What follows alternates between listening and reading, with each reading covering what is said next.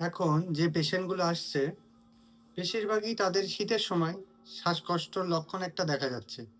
এবার এই শ্বাসকষ্টর লক্ষণ শুধু কি লাঙের থেকেই হয়? না, এই শ্বাসকষ্টের লক্ষণ লাঙের থেকে হয় না। মানে ফুসফুসের থেকেই যে শ্বাসকষ্ট হবে এমন মানে নয়। শ্বাসকষ্ট কিন্তু হার্টের থেকেও হয়। হ্যাঁ? এবার তার সাথে শ্বাসকষ্ট কিসের থেকে হয়?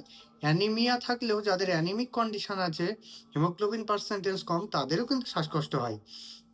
তাহলে অনেকে আসে, "ডাক্তারবাবু একটু চলতে ফিরতে গেলে শ্বাসকষ্ট হচ্ছে, তার সাথে একটু বুকে ব্যথা হচ্ছে, ভারী কাজ করতে পারছি না, অল্পতেই ক্লান্ত হয়ে যাচ্ছি, মাথার যন্ত্রণা হচ্ছে।"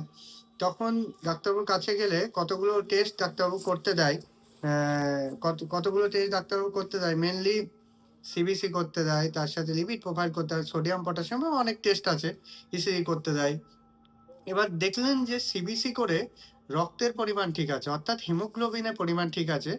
কিন্তু লিপিড প্রোফাইলে দেখলেন টোটাল কোলেস্টেরল বেশি, ট্রাইগ্লিসারাইড লেভেল বেশি। হ্যাঁ? তাহলে তাদের কি হবে? কোলেস্টেরলটা লেভেলটা বেশি থাকছে। এই কোলেস্টেরল লেভেল বেশির জন্যেও কিন্তু শ্বাসকষ্ট হতে পারে এবং তার সাথে বুকে ব্যথা হতে পারে। ভারী কাজ করতে গেলে ব্যথা হতে পারে। উম একটু ভারী কাজ করতে গেলেই ক্লান্ত হয়ে যাচ্ছেন। তার সাথে এ অল্পতেই মনে হচ্ছে শরীরে খুব দুর্বলতা চলে আসছে, ভালো লাগছে না। তাহলে এই কোলেস্টেরলটা কি?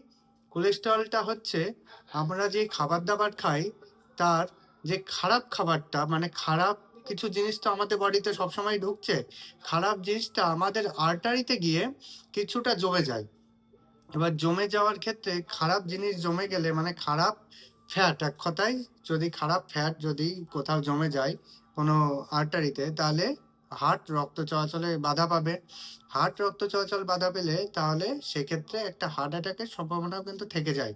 তার জন্য যাদের কোলেস্টেরল বেশি বা শ্বাসকষ্ট মনে হচ্ছে, তাদের একটু ভারী কাজ করতে গেলেই কষ্ট হচ্ছে, তারা একটু বুকে ব্যথা হচ্ছে, তারা হট করে গিয়ে একটা প্যান্ডি কিনে খেয়ে নিলেন বা কোনো গ্যাসের ট্যাবলেট কিনে খেয়ে নিলেন। এরকম করবেন না। না করে ডাক্তারবাবুর কাছে যান।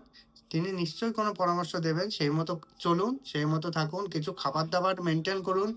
যাদের কোলেস্টেরল বেশি, দেখবেন ঠিক হয়ে যাবে।